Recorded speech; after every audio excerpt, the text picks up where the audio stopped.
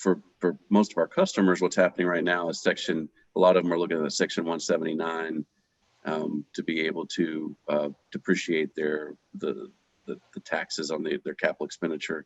Could you some of my customers still don't even know what that is. Maybe you could walk through a little bit of just kind of a basic overview of Section 179. I know we have an information pamphlet from you that people can find hopefully through our website to be able to get more information on that. But tell them a little bit about Section 179 and what it means to be able to depreciate that value.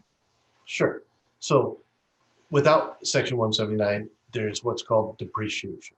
So you take an asset, typically the equipment that you're selling has a 7-year makers. So it's actually a 7.5-year depreciation schedule, which means you take that asset, you buy it. If you buy it for $100,000, you depreciate it over a 7.5-year period, which means it's a bell curve, a percentage of what you're able to write off each year.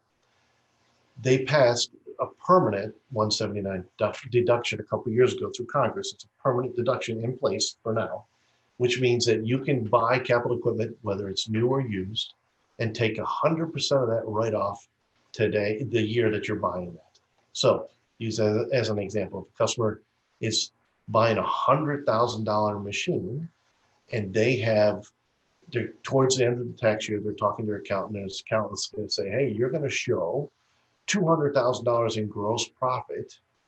And if you're going to show $200,000 in gross profit and you're in the 30% tax bracket, you're going to have to pay $60,000 in taxes. Guy goes, so your accountant says, no, maybe you need to go out and look at buying some capital equipment. So if you went out and bought a $100,000 machine, you can wipe out $100,000 of the $200,000 gross profit. So instead of paying $60,000 in taxes, you're only paying the 30% on the $100,000. So you're paying $30,000. So it cuts it in half. So you get to accelerate and take 100% of that write-off and take the full purchase in the year that you actually purchase equipment. So it comes off before the tax assessment. In other words, because what you're going to pay based on gross profit. Okay. Because some people think that it's I owe $60,000 in taxes. I'll just buy a $60,000 machine and I don't have to pay anything in taxes. But that's not true.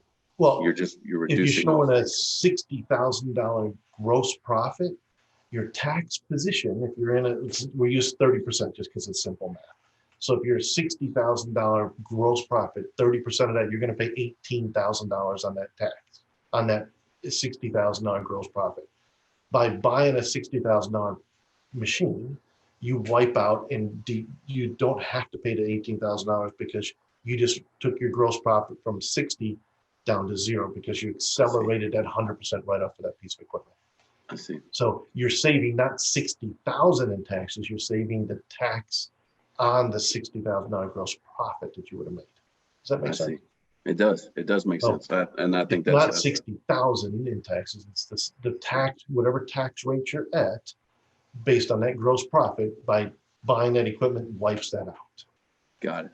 But now keep that same scenario. If a customer is buying a $100,000 machine and he's only going to show $10,000 in gross profit, he doesn't want to take that 179 deduction and write it off all this year. He wants to take that and depreciate it over its depreciable life, so that he can take certain amount each year.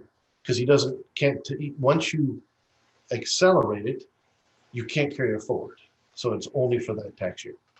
Can you choose the amount, or is it set on a depreciation schedule, or it's 100%? Well, it's 100% of that amount. So like I said, if you're only showing a $20,000 gross profit and you're buying a $100,000 machine, it wouldn't behoove you to take the 179 deduction. It would be better for your accountant to take that and depreciate it over its depreciable life. So you can amortize that over that 7.5-year period. I see.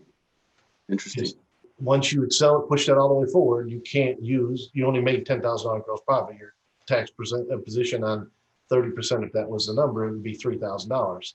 Well, you're technically, it's $18,000. If you depreciate over that maker schedule, there's more each year you get to write off. So you would only, the $3,000 is all you'd be saving. So I wouldn't, if I was your accountant, tell you to take that and accelerate that to the 179. I would just depreciate it over its depreciable life. Gotcha. Thank you.